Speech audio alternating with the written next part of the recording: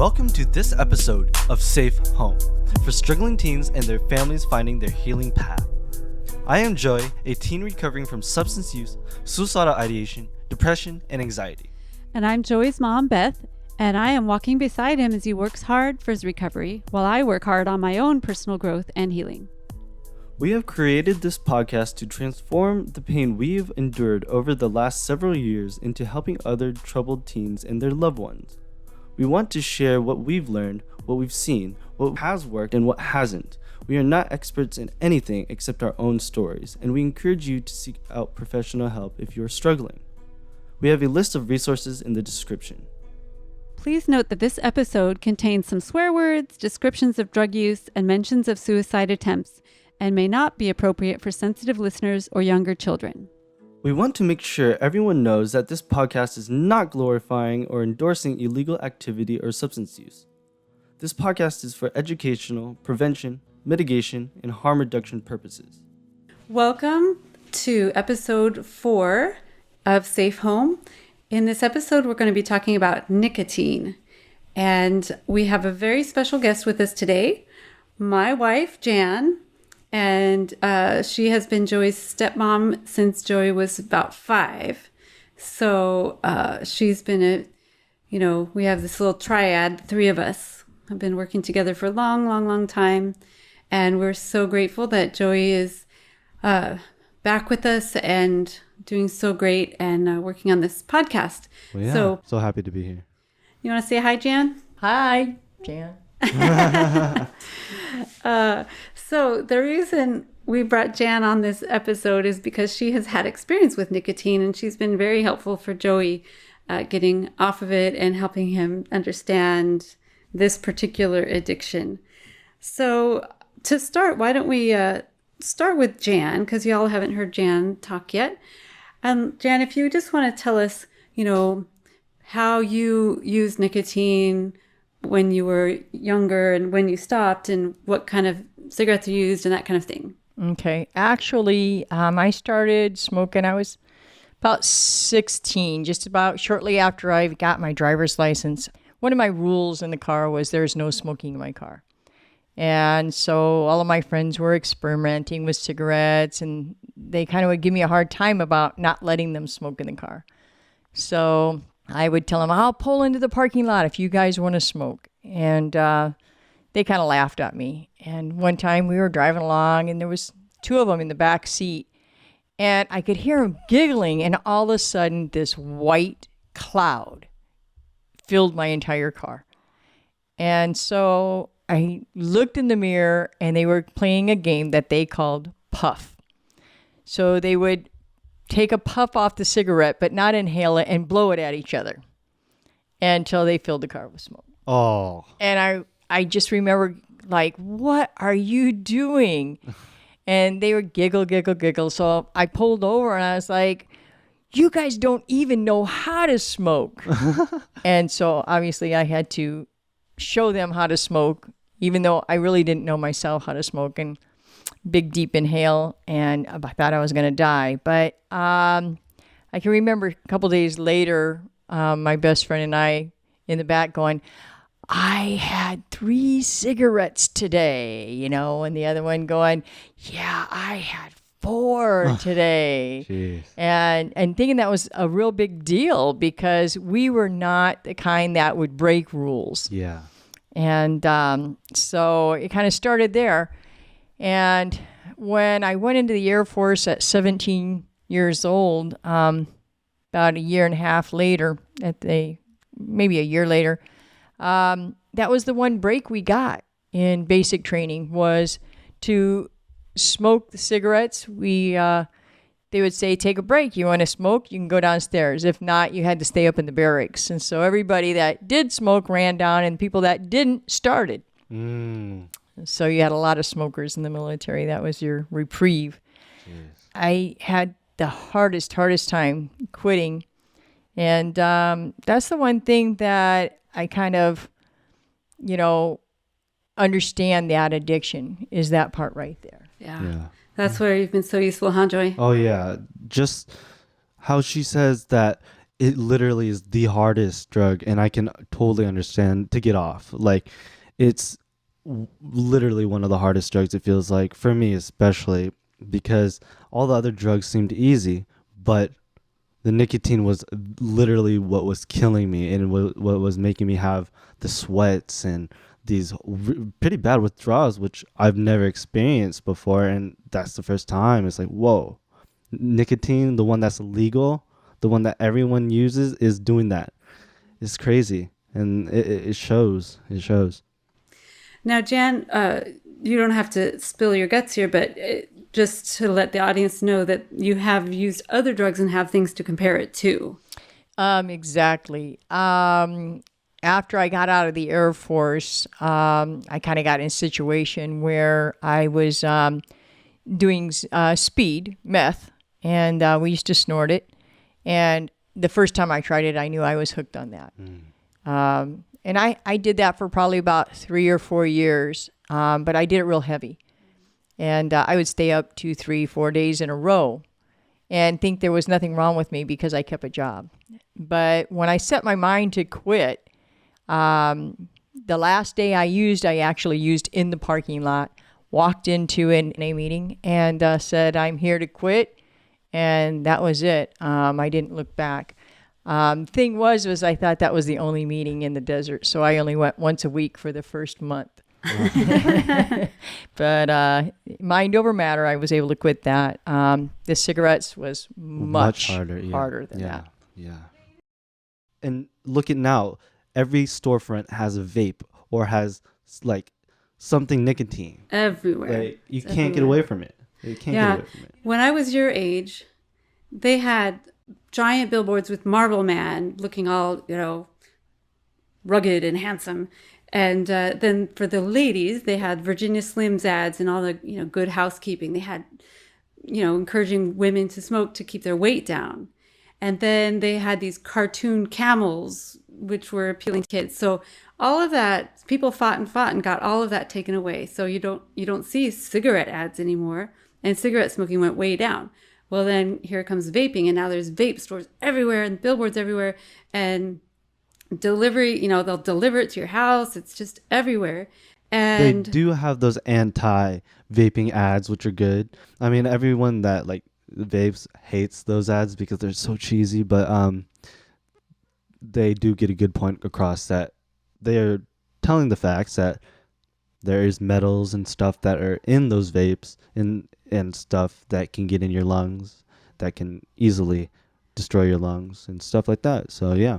It is a good thing now that people are starting to notice the harm and danger of vaping, but nicotine too. Yeah. Nicotine is a very popular thing. There's that commercial now that I see all the time about the nicotine, where the young boy has been vaping and it alters his mind, where he's angry and he throws his clothes at his mom and she's like, what is wrong with you? Yeah. And, nicotine does alter your mind. Oh, yes. As much as we think it doesn't, because you can smoke and drive and you can smoke and work and you can this and that.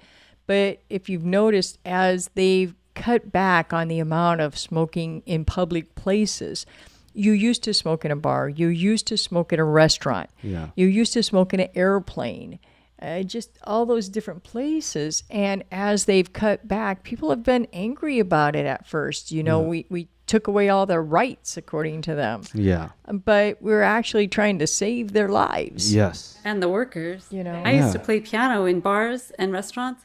And I was so happy when that rule came, because then I could actually breathe and not go home with stinky clothes. And so there's been a lot of changes with cigarettes, but I have a feeling that same industry is behind all the vaping. And so now this generation that Joey's in are totally hooked on it's the next cigarette again. It's the next cigarette. They're just going to keep on coming up with the next thing because, like in I think the last episode I brought up the IQOS, which is it's a new vaporizer, but for dry herb. So it's essentially like you put a little tobacco stick in it, and then it heats it up, not to a point where it combusts, but it vaporizes the tobacco. So they're just finding new ways to get nicotine into our system, because the industry just needs the money, or doesn't need the money, but they want the money. I guess They're so just greed, greedy. I guess. Yeah. I think Philip Morris was one of the biggest tobacco companies. Oh, really? And Philip still Morris, I is. believe, is the one that owns Juul. Oh, okay. And but it took a while for us to even find that out. Yeah, because they're hiding it. They don't want people to know that the big tobacco industries are like the ones behind the nicotine, just the vaping and stuff. So There's been a lot of lawsuits over the years against Philip Morris. Really? And, the addiction, and mostly because it has caused death. oh yeah, people know. have died because batteries explode in their face, lungs collapsing, things like that. Yes, it's a very dangerous thing. And we have no idea what the long-term effects of the vapor. Oh in your yeah, lungs because is. it's so new. Yeah. It's so new. Joey, can you go through some of the names we mentioned? Juul, Yeah. Juul. Can Okay. you mention some of the other brands and what the kids are calling the different nicotine devices? Well, the new one is Flume. Okay, how do you spell That's that one? Flume. Oh, they spelled it the correct way. How funny. Everybody's spelling things funny now, but Flume, just the way it's supposed to be spelled. Okay. Yes, but there used to be Puff Bar. Puff Bar was really big back when in middle school. Or no, not middle school. High school was Puff Bar, and then what else? I'm not keeping up because they're literally pumping out new brands every like week. So kids are just getting something new, higher percentage of nicotine, more juice, just more because the kids are getting more and more tolerance to it, that they're needing more, and I know so many of my friends are just addicted to it because they don't know that what's happening in their brain is an addiction. Yeah, when you're in it, you have no idea. Yeah, you're just like, oh, let me just get a rip of that, but they don't realize they are gonna have to like need it for a little bit until they try to get off. Yeah.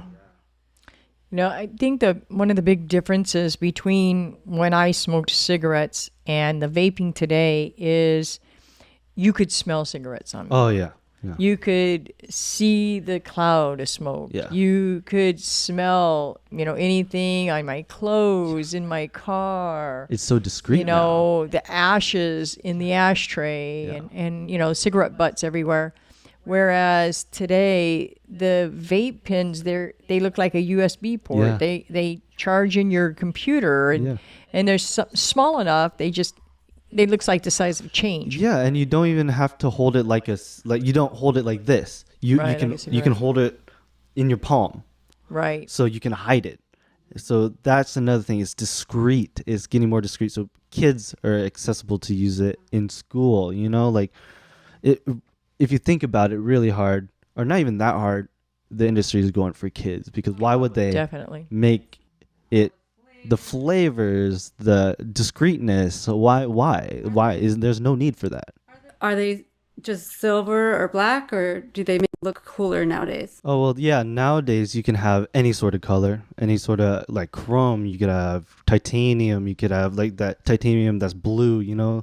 They have anything just that's appealing, because that's what the whole market is going for, is the appeal of this thing that people use, I guess. So it looks cool. It looks cool, yeah. And everybody wants the newest thing. No, that's what I was saying. Every week there's a new thing out, and it's horrible because you can't get something regulated in a week. No.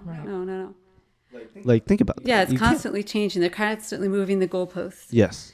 And how much do these things cost? They can go from $5 to okay, so there's different types. There's pod systems, there's disposables, and then there's like box mods. So the pod systems is what a Juul is, that little pod that you click into the battery. Same thing almost as a pod system for THC. Okay, that we talked about last week. Mm-hmm. And then there's the disposables, which is essentially a pod system that you don't have to put the pod in. It just comes with the pod in, and you can't take the pod out. Okay, you throw the whole thing away. You throw the whole thing away, disposable. Terrible for the environment besides. Yes. And they're all plastic and stuff. And then there's a box mod, which is a big battery with a tank. and the same thing with the coil and the cotton, and then you fill it up with vape juice, and then you get to choose what vape juice you want. That's why they have all those vape bottles of juice.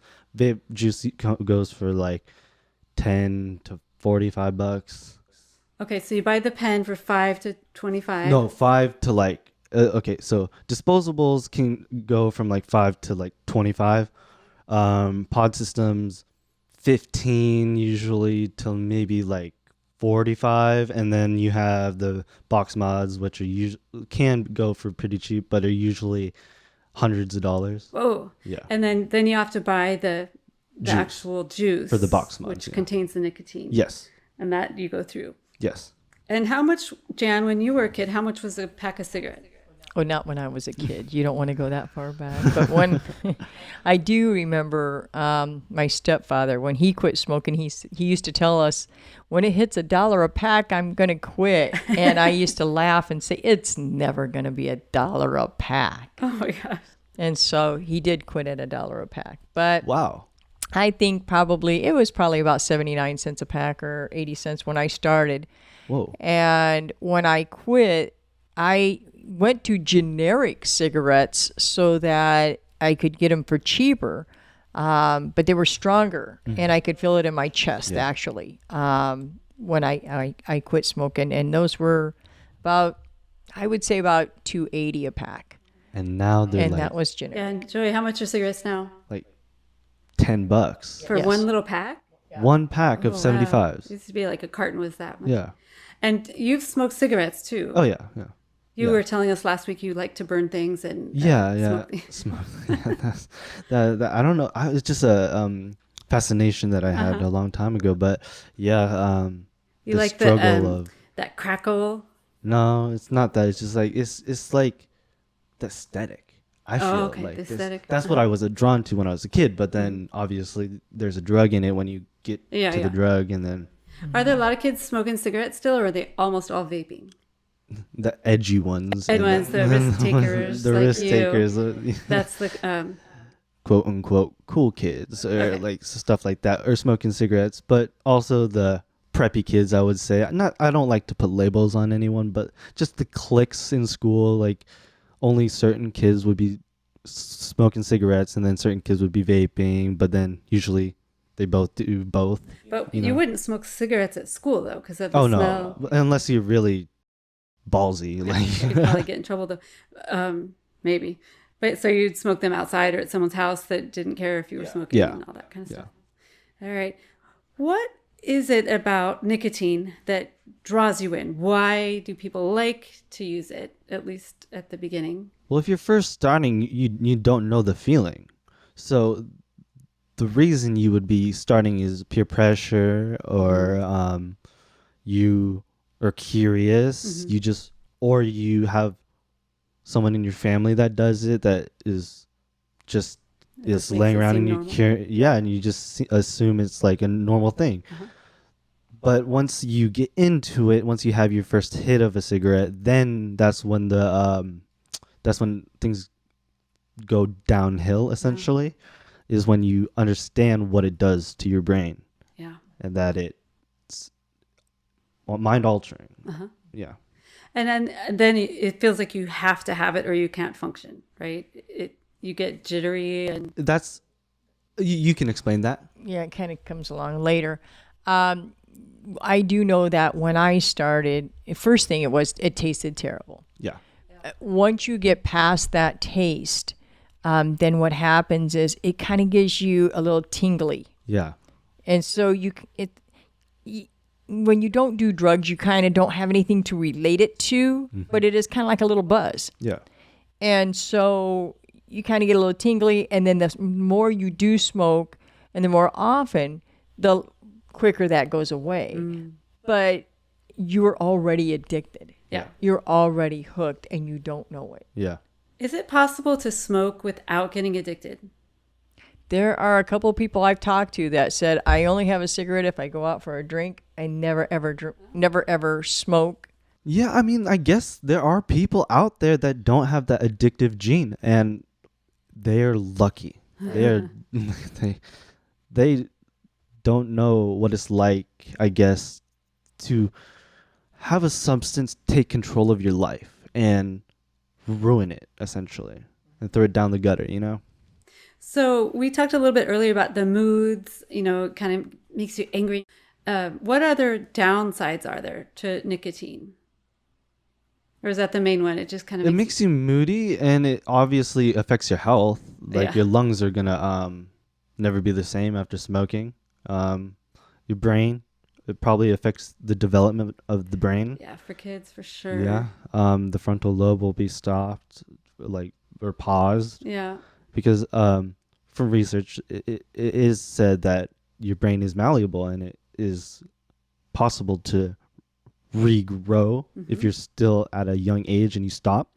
So if you are planning on stopping, that's a good reason too, is that your brain will come back and develop again. But if you keep using substances, it will either stop and never regain its growth, or just stop completely. Yeah, it's bad news. Well, and some other bad things is all the money you have to spend, or you have to figure out how to steal it or procure it somehow. Financial problems become a thing. And when you're a kid, you can't just go to the store and get some. How are you guys getting this anyway? Stealing it or asking someone older to get it, that's risky as heck, you know? It puts, especially in a kid's situation, it puts you into risky situations because, especially when you're hooked, you are going to be doing that because you're addicted. You find a way because it feels like you need it. And I don't know if you can relate to that, if you have ever. As far as money goes, when I started at 16, I had already started working. So I had a job, but I would blow my money right away and then have to borrow from my mom. And so she didn't know what I was spending money on between gas and cigarettes, and then later on pot and stuff like that. But it was not like I would say, oh man, I got to have money for cigarettes, because I always had some. The thing was, that's how I quit though. When I started totaling how much I was spending per month on cigarettes, at that time I was smoking 2 packs a day. Okay. And so I totaled it about $70 a month. Wow. And at that time, that was a lot of money. I was working 2 jobs, 7 days a week, and trying to make ends meet. And boy, that $70 came in handy. Yeah. So. Yeah. The cigarettes Jan used, or maybe they still are the same, how do they compare to the substances that are going into the vape pens? Oh, okay. So the vape juice compared to a cigarette are a lot more potent. 1 pod equals 20 cigarettes, which is 1 pack of cigarettes. Yeah, okay. So if you were the kind of kid that would, just smoke until you finish the pod or half a pod, you smoked as much as I would in half a day. Yeah. And that could be at 1 setting. That's 1 small little pod. How long does it take you to get through a pod? It depends on the size. So a jewel pod, it would probably be less than an hour. And then for a pack of cigarettes. Yeah, that's insane.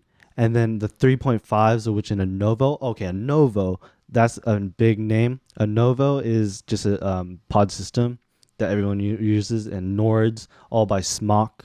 Okay, hold on. Novo, how do you spell that? Just Novo. Novo. Yeah. Oh, Novo, okay. And then that's by Smock, Smok. Okay. And then there's another one called Nord, Nord. It's it's essentially the Nord, but just bigger and just chucks more clouds. And it takes about a day for a 3.5 milliliter. And then that's probably the highest it goes for pods. Probably 4 milliliters is the highest I've seen. But those take about a couple days to get through. But that's a lot of nicotine within it, because each pot. Okay, so there's different levels, and then there's also different types of vape juices. There's salt nicotine and free base nicotine. So free base, there's no salt nicotine, but there's less nicotine in it, because if you don't have the salt nicotine, it will affect your lungs and irritate them more. Whereas the salt nicotine, you can have more nicotine percentage, without it affecting your lungs. So that's how some pods take only salt nicotine, some pods only take freebase. So there's like a whole like science behind this that little like click knows about. So I'm trying to tell everyone on this podcast what kids are doing these days. You know, there's a lot to know, because your kids are smart. Like they have to do a lot of things. They have to know a lot of things about vaping to do it. But with these disposables and stuff now, it's a lot easier. You just get disposable that comes with the juice already, and you just hit it. So the science behind it is kind of going away. It's incredible. It makes me so angry at the people that have constructed this for you all to entice you guys into it, and then they know once you've got it, you're hooked for a long time. That's the whole point. It's just so to get us to do it once. Yeah. That's their goal. Right. I remember once we were in the car, Joey, you were, I think you were 14 or so, and I remember exactly where we were too. I said, Joey, just whatever you do, you can get into trouble different ways, I know, but just don't try something that can addict you. Just stay away from stuff that will addict you, because you can get addicted after one time. But little did I know, you had already been smoking for a long time, and you were using weed. So yeah. I was a little late on that. But but the thing is, I don't know how it is for you guys, but like with parents, especially as a teenager, you want to be a little rebellious. Yeah, like when you hear that, you're going to be, okay, let's do that. Yeah. It's literally the opposite. I don't know if that was for you, Jan, if that's how you got into trouble or anything. Well, my sister was already ahead of me using drugs and stuff, and I thought, I don't ever want to do what she's doing. That's and so that kind of kept me clean for a little while until my whole group of friends were doing drugs. Yeah. And at that time, it was like, you got your peer pressure, and you don't know that you can walk away from those friends. Yeah. You don't realize that. You think that these are my friends for life, and, they're going to be there, da-da-da. The thing is that most of my usage of anything was because of my friends and the peer pressure. And at that time, I wasn't aware that I could actually walk away from friends. I thought that, oh no, you got these friends and you need to stick by them because they're sticking by you. When actually they weren't sticking by me, because if they would have listened to me, they would have known that I did not want to do that. Yeah. So have you had that experience, Joey, with that? Yeah. I think that, part of me is like a daredevil, kind of like I want to kind of just do the different. I don't want to be normal, quote unquote. I want to be different. So I guess that's a little difference between me and you, is that I wouldn't mind doing something that's different, but it did the idea that you can change your friends is a very important subject, because you don't have to stick around with those people. If they don't understand that you want to not do what they're doing, and they don't understand that, they're not your friends. They're not supportive of you. That's not a friend. Yeah. You've recently had to dump a bunch of friends. Yeah. How hard was that, and how did that make you feel, and how are you doing now? Are you like super lonely, or? Oh yeah, I'm struggling with loneliness, but I'm building up my friendships again with people that are healthier, because that's what you got to do. Because when you put out a vibe that's different, you attract that different vibe. Mm-hmm. Because when you put out a vibe, when you're in that paradigm of doing drugs and kind of the anti-norm, you're going to be attracting that. You're going to be in that. You're going to live that paradigm. Whereas if you're living a paradigm of just quote unquote normal life, you're going to be in that paradigm where you're going to be attracting all that energy. So that's how I see it. So you want to surround yourself with people that are on a healthy path. On a healthy path, on my energy level. Trying to destroy themselves or... Yeah. Oh, it's so hard. I know it's really, really hard though, Joy, to just say goodbye to your friends. And you worry about him and you miss all the interactions. And I'm sure you had good times with him too. Yeah. It wasn't just using substances all the time. I'm sure you have really good memories and fun things. And they're human beings. Yeah. Of course. You care about them. We have connection. That's part of human beings is connection. It's tough.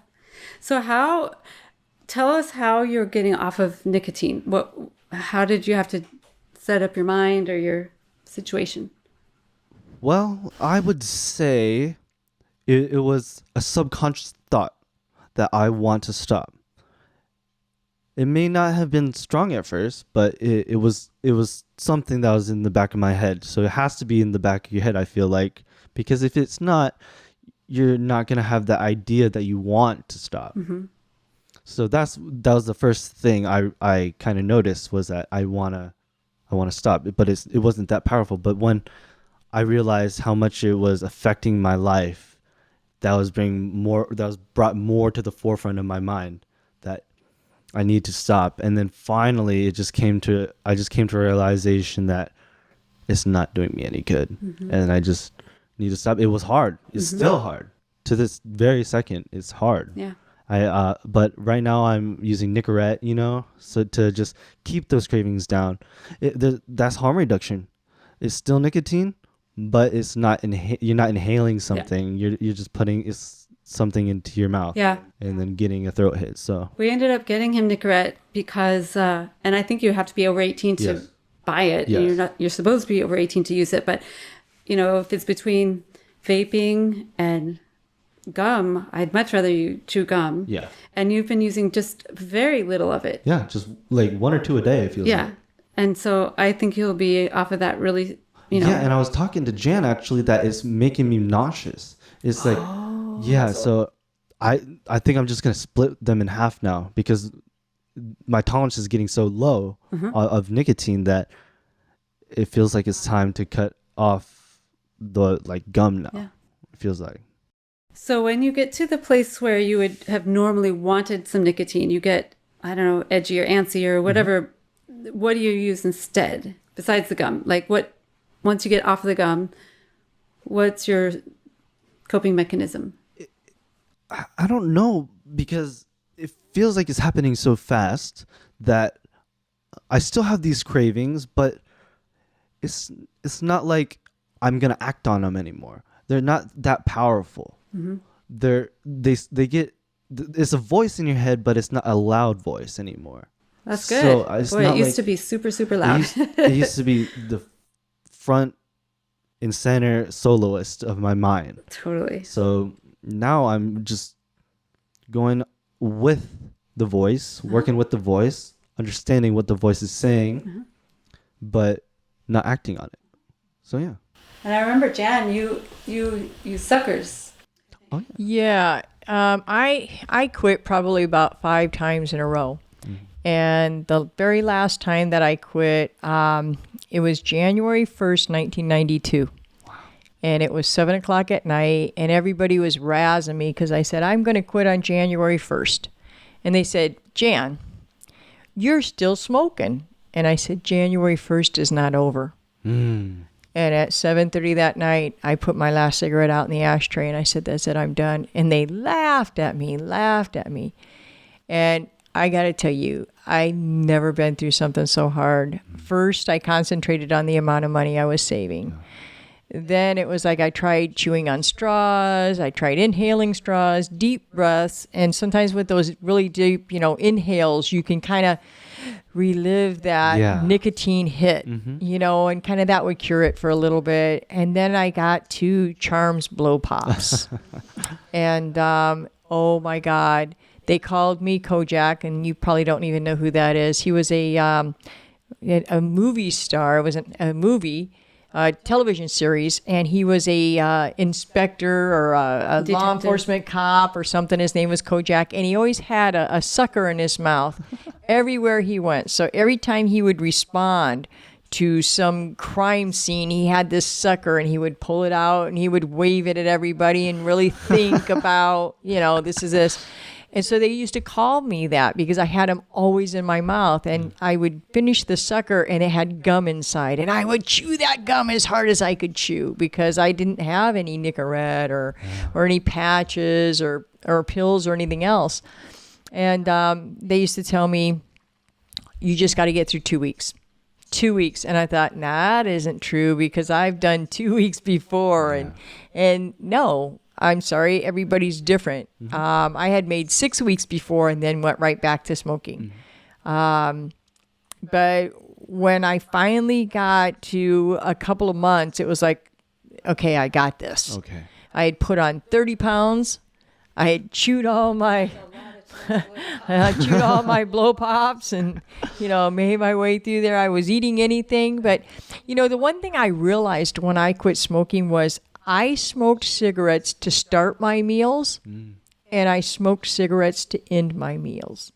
And we used to smoke in the restaurant. And so you go out to eat, you have your food, you have your cigarette, and that was it. You were done eating.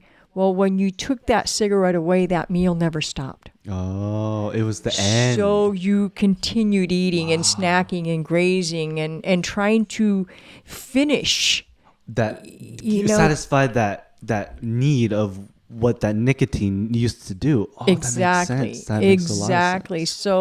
So that you just kept going and kept going. And so, it was really quick, and I had been thin my whole life. And for the first time, I was popping buttons and having to go get new clothes, so, and it took me a while to realize that that's why.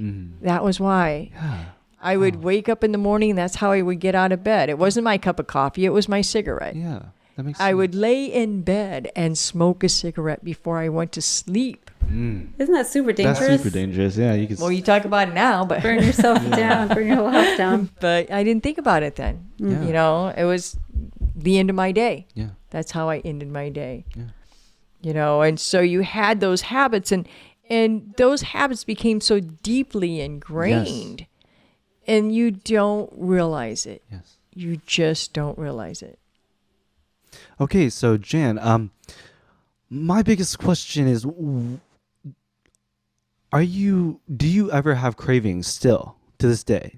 No? Or for a long, long time, I used to dream about smoking, and I would wake up and feel like I smoked. My chest would feel a little bit tight and stuff.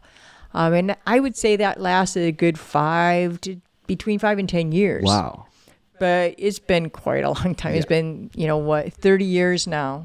This year, actually, 30 Wow. years that I quit. Congratulations. And so I don't dream about it. I mean, I would say probably in the last 30 years, maybe once or twice after I passed that 10-year point, did I have a dream that I was smoking. And, it was so far in between anything, but it finally got to the point that no. And, the thing about cigarettes is a lot of times people that are ex-smokers, they don't want to be around the smell of it.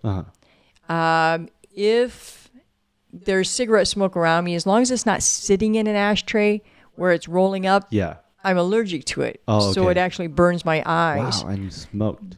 But, and yeah, I did that back then too. So, but if they're actually smoking, it kind of smells kind of good to me still. Really? It still has that. If I were to have one cigarette today, I would never, ever be able to quit. Really? I know that. And that's strength right there. And I'm proud, so proud, because I know how hard it is and how painful that craving is. And when you're out of it, you don't want to have those cravings. It's like you get kind of mad at yourself for having a craving, but from what you said, it just seems like time. Right. Time is on your side when it comes to quitting. So yeah, the hard thing is when you're first quitting, especially when you're trying to give up any other kind of drugs as well as the nicotine, is that nicotine draw is so easy to get mistaken for a drug draw. okay. But the nicotine's actually stronger. Yeah. I felt like I walked away from drugs pretty doggone easy. Yeah. And compared to the cigarettes. Jeez. The cigarettes are the ones that lasted forever with me mentally. So Joey, what would you say to parents or teachers, adults that want to help their kid not start smoking? Oh. What would be better to say than what I've told you that was too late anyway? I wouldn't say don't do blah, because that's going to trigger something in the kid to do it, you know? They'll do the opposite. So either just say nothing and wait till the time comes, because if you say nothing, then it's on them. Mm-hmm. And then if they do it and they come to you and you notice something, then you can be there to nurture them and support. That's the whole idea, is to nurture and support. Mm-hmm. You don't want to give ideas or shame. Mm-hmm. That's how things actually get worse. Yeah. Is by shaming or giving an idea without an intention. Okay. So deeply intend, if you're going to tell the kid not to do something, deeply intend with nurturing thoughts behind it, that you're trying to really protect them, because there's something dangerous in front of them that could possibly harm them. Would it have helped for you to really understand like the medical aspects of it? Did that make any difference to a kid that's at got that age? No, because something? you're gonna be like, oh, these parents are just they're just nagging you, anti-drugs. Because before you do it, before I did anything, I was like, I'm never gonna do drugs. Sure. Like, I'm not gonna do drugs. Drugs are bad, because that's what everyone tells you. But until you get to that point of peer pressure, or it's just right in front of you and you just don't know what it is, and you see people doing it, you just have to be strong. I forgot to ask you, what was the circumstance around your first cigarette? My first cigarette was actually at a party. I remember it was just like a kickback, and I remember this one kid that I had in my Spanish class, actually. That was my first cigarette at school. Oh, okay. Was from my friend in Spanish class. You smoked cigarettes in Spanish class? No. He gave it to me outside of school. Oh, okay, got it. But then my first time ever, I think I picked it off the ground or something, and just I didn't even inhale it. I just put it in my mouth and blew it out, because I didn't know what to do. But then after a little while of understanding, then I started to pick them up more off the ground or something, or friends had them, and then I was like, okay, this is what it is. And then that's how the downhill spiral kind of went. Then I understood the effects of the nicotine, that it changes the feeling in your brain, and then it's an escape for a little while, for maybe 10 seconds, maybe a minute, but it's an escape. It's still an escape for some people, and that's what it was for me, is an escape from the baseline feeling. And I don't know if that was for you, Jan. It wasn't an escape for you? No, not the nicotine. No, the nicotine, like I said, it was 100% pure peer pressure. Really? Okay. 100%. And, once I held off, and then once that I did start, it was just like, oh, now I'm part of this group. Oh, okay. So it was more of a social thing that you couldn't really get out of. Right. So, yeah. So there was a group of, I think, 5 or 6 of us that hung out in high school. And, oh, Lordy. Yeah. What one did, we all did. That's kind of how it is, isn't it? In high school, you kind of follow the leader. That's you can't be your independent self in high school. It feels like you can't, because the judgments, it's bad. I don't like. What advice would you give to a kid who's hooked on nicotine? That's a good question. I don't know, because I would just say it's hard. It's hard, man. If you're trying to get off, it's gonna be a struggle. No, it's gonna be a struggle. I know you probably heard that before, but it's going to be a struggle. But you gotta be assertive with it. You gotta say, okay, on this date or whenever, I'm going to stop, and I'm not gonna pick up another one. You gotta be strong. Because if you are like, okay, I'm gonna quit. Yeah. Oh, it's right there. Okay, yeah, I'm just gonna do it. You can't be like that. You gotta be 100% dedicated to do it. It feels like. So you have to come to the point where you realize, I need to stop doing this. It's not serving me. I'm doing stupid stuff to get it or to... Yeah, you have to actually come out of your paradigm and go into that third person point of view and realize what it's doing to you. Until you come out of yourself to look down at what you're doing, you're never gonna realize what you're doing, because you're in it, you're doing it, and it seems normal. Yeah. But especially if all the kids around you are also doing it. It makes it hard for the people that are in it to realize that it's not normal, because they're in this little world of just substance users or addicts of some sort, that they're surrounding themselves with that lifestyle, that they can't see any other things around them that are different, I would say. So yeah. Well, that's very wise, Joey. I hope that kids have someone like you around that can help them. Maybe there's some other, not like old people like Janet, kids, your other peers that could help. Maybe they could find somebody on their campus that might be able to help them, that's seen the light like you have. And there are other people like me out there. There has to be. And I know that if you are listening right now and you have a want to help people in your heart, take that step to do so. And really, if you want to change the world, you got to take that first step. And I feel like I've taken my first step with this podcast to help others. And I know that others out there, my age, older, younger, can do the same. So there's nothing stopping anyone from changing this world for good. I don't think so. I don't think there's anything stopping anyone. Oh, you're such a good role model, Joey. I'm so proud of you. And I'm so proud of you, Jan, for, it's been a tough couple years. And Jan is, Jan's a step parent, which is, it's different than being the original parent. But Jan has just been there for us through everything.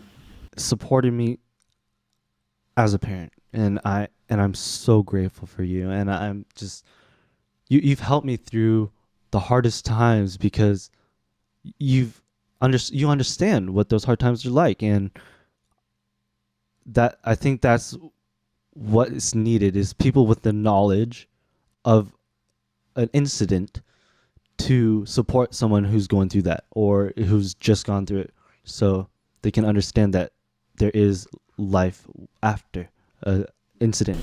Yeah. Give each other support and encouragement and empathy. Yeah. Any other points that you have? Anything? Well, I don't know about the vaping, and the different flavors and all that kind of stuff. I do know that when I first smoked, I smoked all the menthol. Okay. And I smoked Newports and Cools and, anything that was minty, because I wouldn't have to have that bad flavor, that bad taste.